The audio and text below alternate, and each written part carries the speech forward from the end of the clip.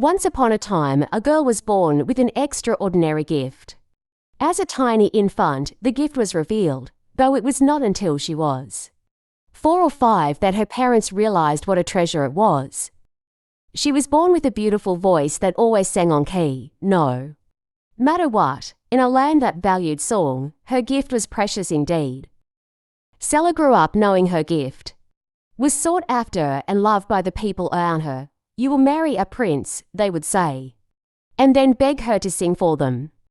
She was pleasant-hearted as well as gifted, so she would sing for their harvest dances and sing at their church services and sing on the market streets. When asked, soon word travelled around the land of the lovely girl, who could sing as beautifully as a nightingale, a prince from the neighbouring kingdom heard the news and decided at once to go and visit. This girl may be just what I am looking for, he told his parents. He took his servant, packed his things, and headed toward the land of the singing girl.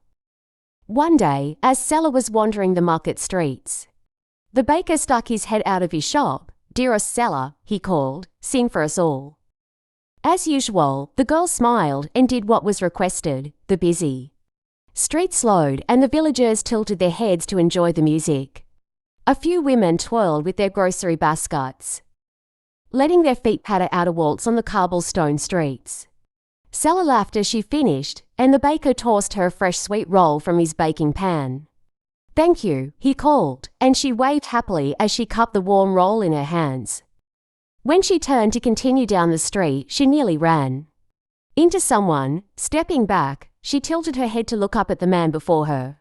When her gaze landed on the thin gold band across his forehead, she drew in a sharp breath. Hello, fair maiden, the prince bowed gallantly.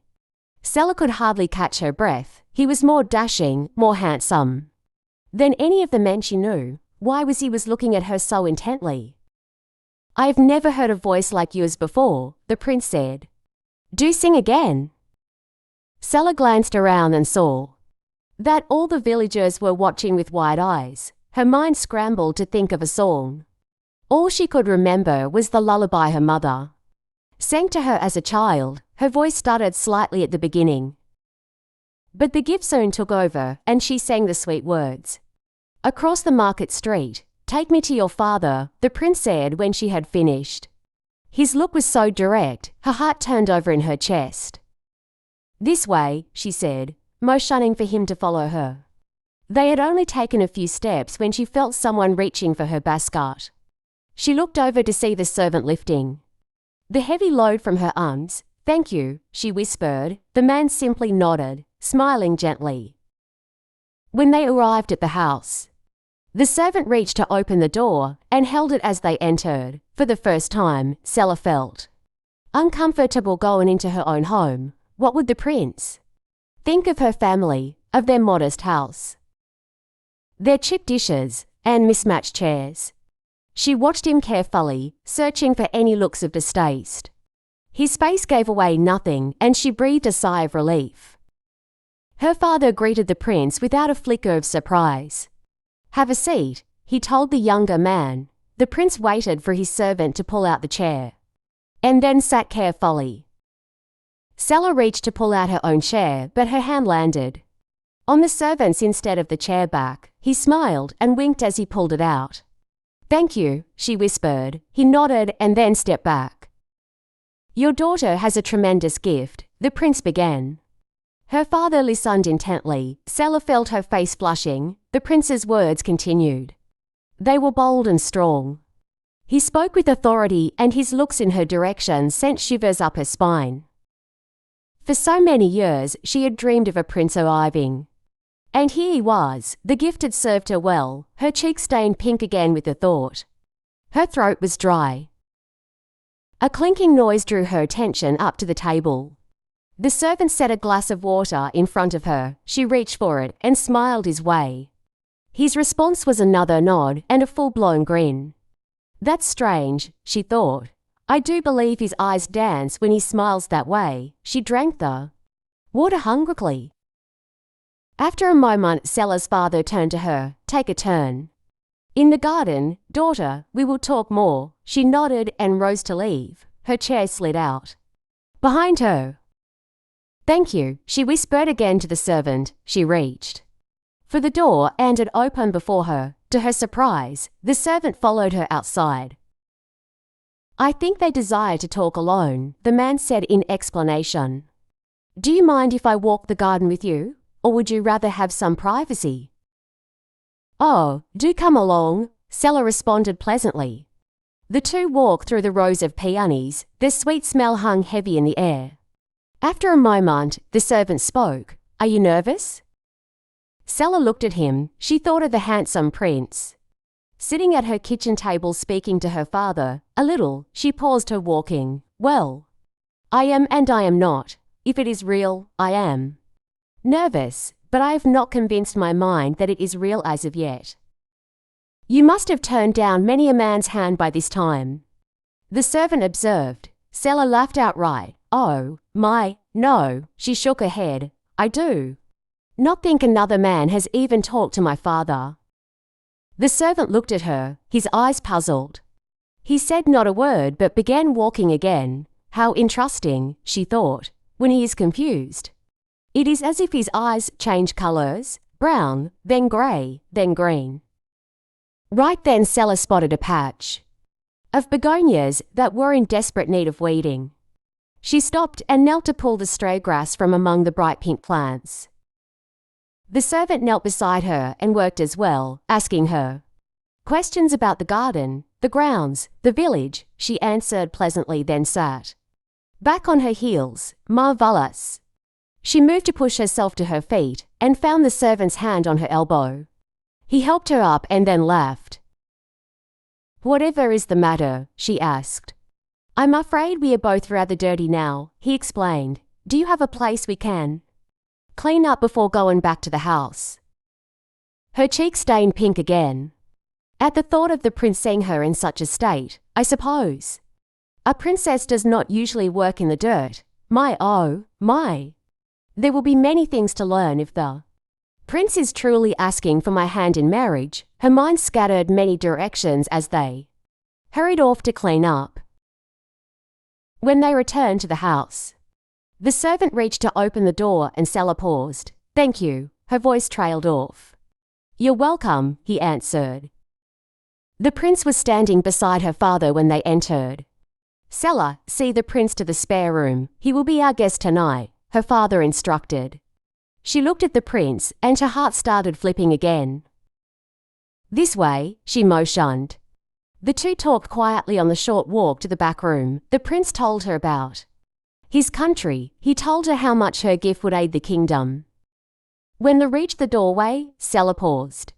She looked at the prince expectantly. He stopped talking. Yes, he questioned. Oh.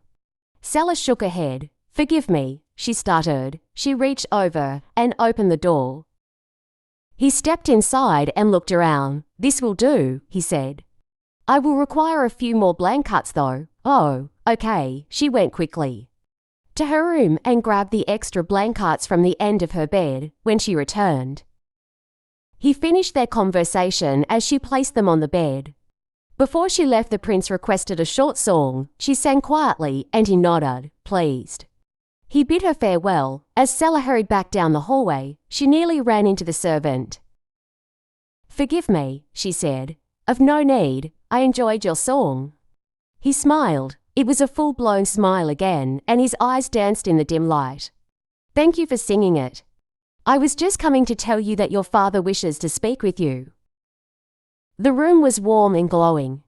From the large fire in the stone fireplace, a little girl came darting in and held her hands up to the flames to ward off the chill of the outdoors. She saw her mother sitting in a chair nearby and scurried over and climbed onto her lap. Tell me the story again, she asked. Her mother laughed. Which story, darling? The one about the day two men asked for your hand in marriage. I have told you that story so many times, Celeste, one would think you might grow tired of it. But, Mama, you never tell me the end. Sela smiled at her daughter, pulling the child close. How is that? I finish the story every time. No, all you say is that you married the man your father suggested. This is true. But was it the prince or the servant, Mama? Sela looked up as her husband stepped into the room. Her daughter quickly untangled herself and raced for his arms. He scooped her up and squeezed her tight, though he came home several times a day to visit his wife and daughter. Celeste still ran to him as if he had been gone a week. When he set her back down, she turned back to her mother. Which one? You tell me, Celeste. The little girl giggled. She looked at her father's handsome face and back at her mama. It was obvious the two loved each other. They were always sharing looks, touching hands, laughing together. Though many years had passed, her mother still sang for any who requested it. And her father did the most. I get confused because the servant sounds so nice. But of course, you married the prince, Celeste said with seriousness, for who could be more of a prince than Daddy? With that she darted from the room, off to finish her chores before dinner time. Sela stood from her chair and greeted her husband with a kiss. He leaned back and looked at her, eyebrows raised in question. I was telling her the story of the prince and the servant. She explained. So I hear, he responded. She thinks I married the prince. Do you ever regret it? He asked, concern edging his voice. Sela tilted her head and thought seriously about his question. She pictured, for just a moment, the huge castle with all the rooms that were so large they could hardly be warmed. She thought about all the important matters that took the prince hither and yon. She could see the balls and dinners where she never got to sit beside him or dance with him, and instead was left to stand alone and sing to the crowds of people as other women fought for his attention. My father was so wise, you know. He said very little to me that day, but what he did say altered the rest of my life. He told me it is always best to marry the one who will walk right with you and work right beside you. He said it was better to marry the man who will value you, not only your gifts, and he was right. How could I regret taking his advice? Her husband pulled her close and twirled her around the room. As she hummed a waltz with a smile on her face, he smiled in return, a full-blown smile that made his eyes dance.